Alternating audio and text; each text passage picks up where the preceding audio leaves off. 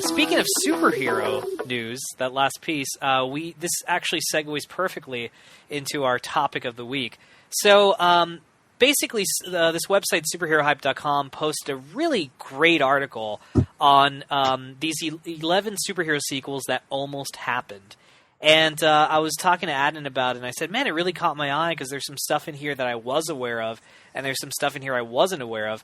And so I figured it'd be kind of interesting for us to go through this list and kind of give our own thoughts and opinions on what we think, would have kind of came about of these movies if we feel like the studios dodged a bullet in not releasing it, or if maybe they missed the mark entirely with not releasing it. The first sequel they have here is apparently before The Incredible Hulk, which was the reboot for the Hulk. They were going to make a sequel to Ang Lee's Hulk that was titled Hulk 2, and it's described here that apparently it would have been released May 2005, and that it says here Banner's epic struggle with his inner demons would have been the focus, which would result in the Hulk turning gray for the film, much like his original appearance in the comic, and that two villains would have been tossed into the mix. The leader, who would have been the brains of the operation, and the Abomination, who was featured in Incredible Hulk, that would have been like the brawn, like the fighting thing. And it wasn't ever clear if Ang Lee was actually going to work on the film or if they were going to go with a different director. I don't know, man. I could tell you Ang Lee's Hulk, the original one, is an interesting movie. If it wasn't a Hulk movie, I don't think it's the best idea to make your first Hulk movie a cerebral thriller. When you think Hulk, you think smash, you think action, you think like a Terminator 2 style action movie type thing. And they released this very, art house film that I think has beautiful messages, but is not a good Hulk film in that regard. So I think they did well in rebooting it and starting from scratch with the Edward Norton film that they released in 2008. Yeah, I think they definitely dodged the bullet with Hulk, especially when Ang Lee is directing it. I think you must be fucking crazy to have Ang Lee direct the Hulk. I think at that time and period the Hulk wasn't ready. I think maybe Marvel's still kind of have such trepidation about approaching Hulk as a movie. They're very cautious even with the cinematic universe of films they want to go and go back to and kind of touch up and stuff. They got Blade, and you don't really hear much about what they're doing with Blade. Yeah. I think they're just really kind of fleshing out ideas to get something successful. Because if it's Ant-Man's new and it's kind of fresh and whatever else, the Avengers, it can, a lot of their kind of ideas were spurring things they can really reinvent. It says everything about the Avengers, they made an Iron Man movies, they made Captain America, they made Thor, but they didn't make Hulk. It says a lot about kind of trends of watching those, so I think they did make a massive... they did dodge the bullet heavily on that. Yeah, I agree. I mean, that film, to give, and I think you kind of nailed it home with what you just said, but, that movie, that Hulk film from Ang Lee, still resonates to this day. I think it still affects the Hulk as a film franchise, which is why they're just, if you notice, after the 2008 film, he's only appeared in The Avengers, which was in 2012, and, this year in Age of Ultron. He hasn't really made any other appearances aside from those three movies in the MCU. I mean, hopefully one day we will get a Hulk film. I think he deserves a sequel, another Incredible Hulk. Especially now with the new guy, the guy that they got to replace. Can't believe I forgot his name right now, but the one that replaced Edward Norton as the Hulk. He's done such a great job that I would love to see him in his own solo movie. All right, well, the next movie is they want to make a sequel to Batman and Robin. I don't even think we need to talk about this. But... let's just skip over this one. I don't think we even need to go any further into this. It'll be just porn-centric. Let's jump ahead. I will just say one thing about it. The movie was going to be called Batman Triumphant. Let's move on. Okay, next. Yeah. So the next film that they have on this list is Sam Raimi's Spider-Man 4. Yeah, we talked about this before. Yeah, this was they were going to make. It says here that. After the because Spider-Man 3, remember, it did very well financially. Critically, people took a piss on it, but financially, that movie, it's still, to this day, the most successful Spider-Man film to date, which is incredible because it's so bad. So they started working on a follow-up, and apparently Sam Raimi was going to return, Tobey Maguire and Kirsten Dunst were going to come back, and they even said that they were considering shooting Spider-Man 4 and 5 at the same time. And and the movie would have apparently been about the Vulture. He would have been a character in it, played by John Malkovich, and Felicia Hardy, a.k.a. the Black Cat, would have actually been played by Anne Hathaway. That would have been good. Which, ironically, she ended up playing another Catwoman, later on, but she was going to play the Black Cat, which I agree with you. Excellent idea. But basically, what happened was, it says things began to tumble, and Raimi lost confidence in the... What? No, sorry, tumble. Yeah, the tumbler was made. No, but things began to tumble, and basically Raimi lost confidence in the project and eventually parted ways. And then, of course, they did the reboot, Amazing Spider-Man, the rest is history, with now another reboot, the MCU one.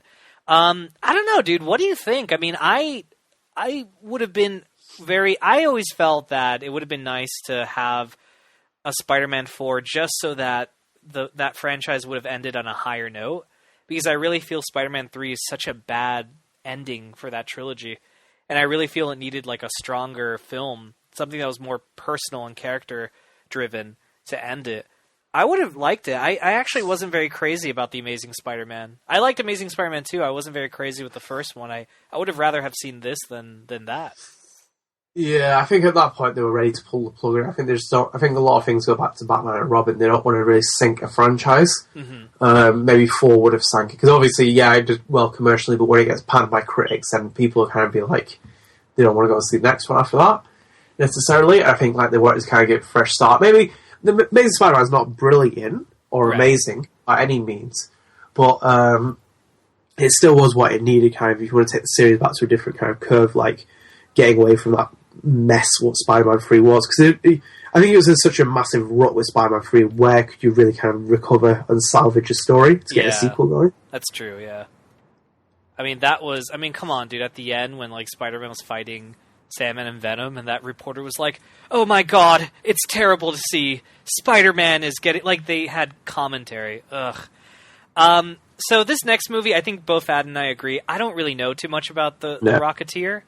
And so we're just going to go ahead and skip it. I recommend you guys check out the movie, though. It's a fun movie. Yeah.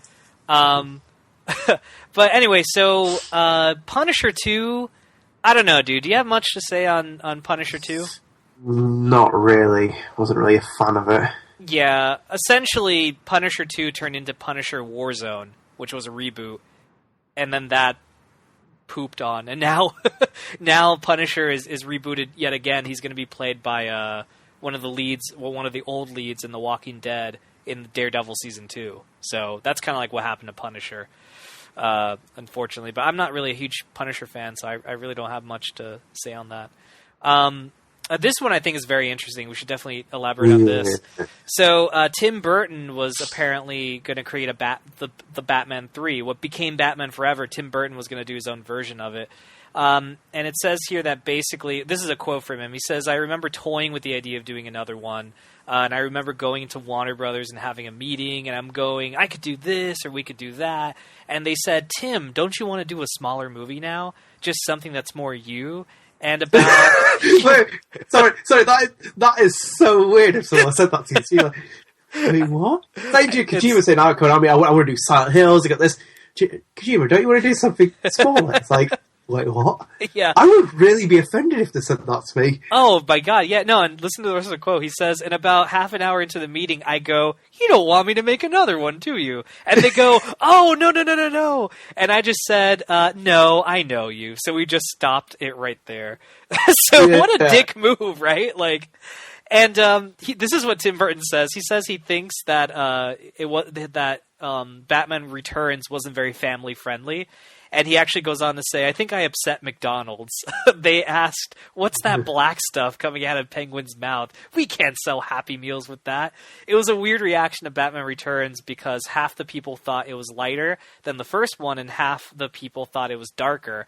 I think the studio just thought it was too weird. They wanted to go with something more child or family friendly. In other words, they didn't want me to do another one.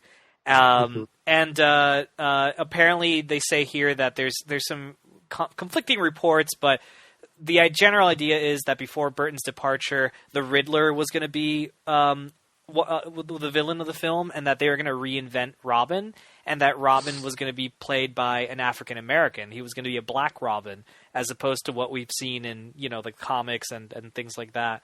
Me personally, I don't know how you feel about it, dude, but I actually thought Batman Returns was a darker movie. Yeah, I agree with that. Yeah. Like, the original Batman was dark, but at the same time, you had some funny moments with the Joker and shit. Man, look at Batman Returns. I mean, the Penguin tries to fuck Catwoman in that one scene where he's talking about, like, the condoms he has and shit.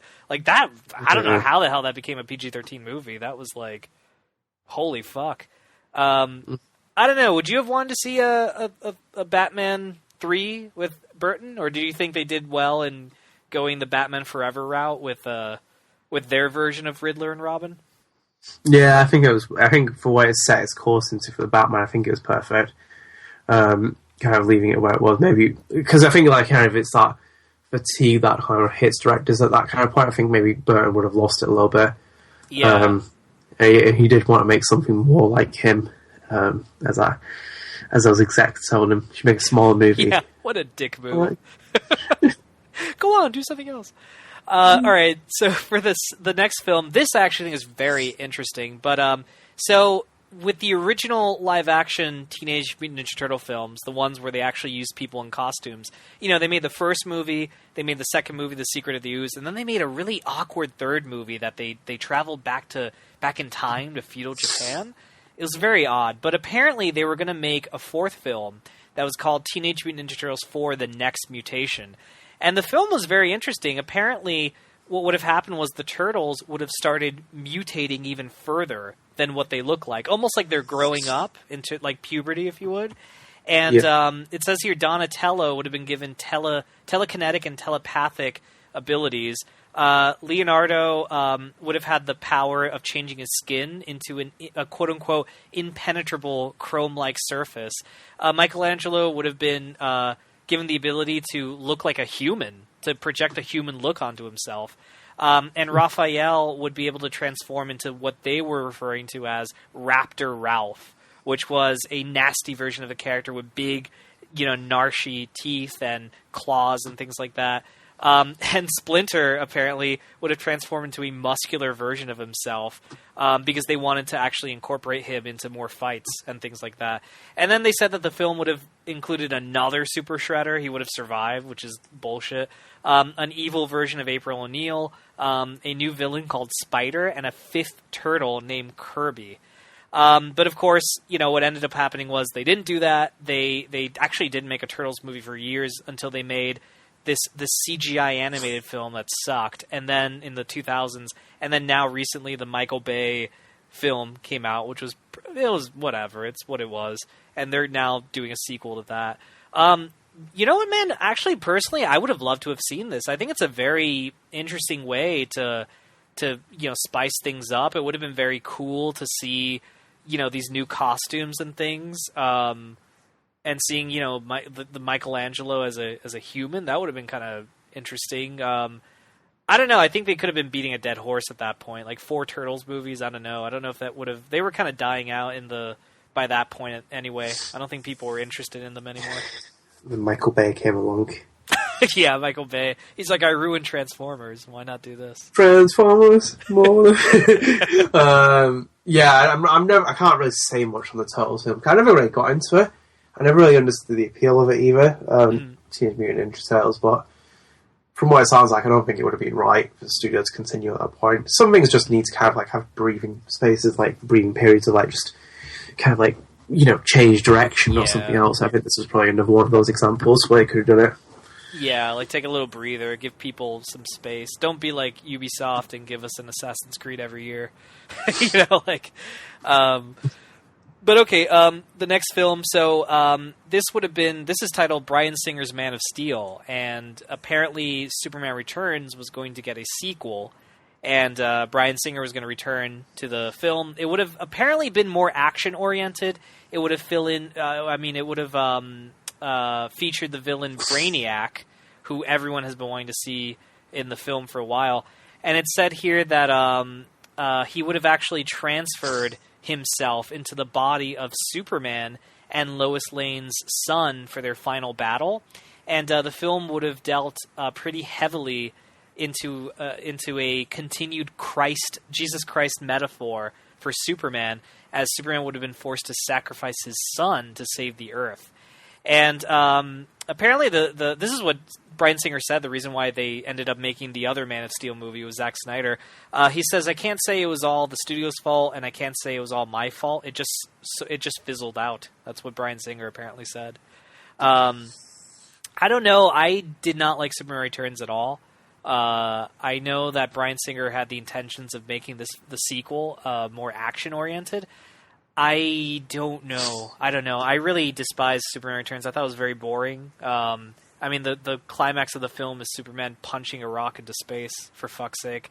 I don't know. There's nothing wrong with punching rocks. Chris Redfield's already said that as well. But into space, Adnan? That's just madness. I don't know, dude. I think they did a smart thing with rebooting Superman and making it a little bit more action-oriented. I mean, for all the shit I've talked about Man of Steel, Zack Snyder's Man of Steel, it still has a lot more action and a lot more Superman moments than Superman Returns did. I don't know, dude. What's your take on this? Do you think good move canceling it, or...? Yeah, pretty much. I think it sets everything. I think it gave time for Snyder to head back to X-Men. He's been really good with that. Right. His take on Superman wasn't really good, and it could have really been even more hurtful to that series, because it's already in a bad state. I think even if you consider Snyder's effort not that brilliant, he still has kept the series a little bit kind of fresh. The fresh take on Superman.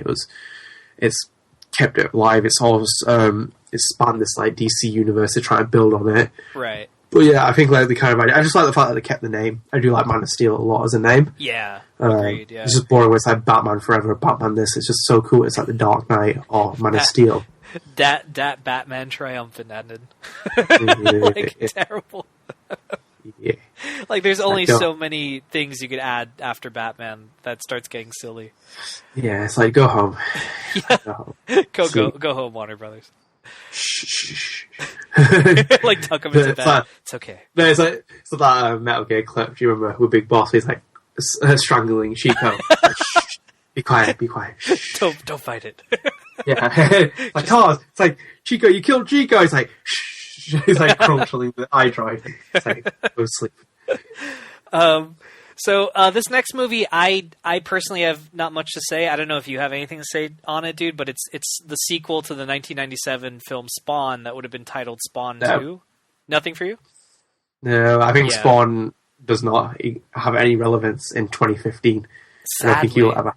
Yeah. I think I think it's sad. He was, I think the first movie was interesting, but it kind of, I don't know about that. Same thing with this next one, dude. Constantine 2. I have nothing to say on that.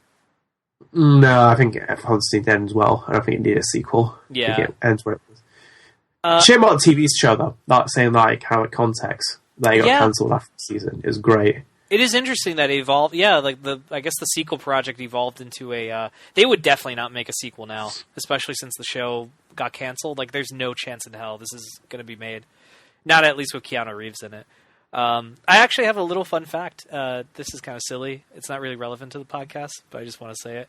I took my wife on our first date back in 2005 to go see Constantine. That was the movie we saw.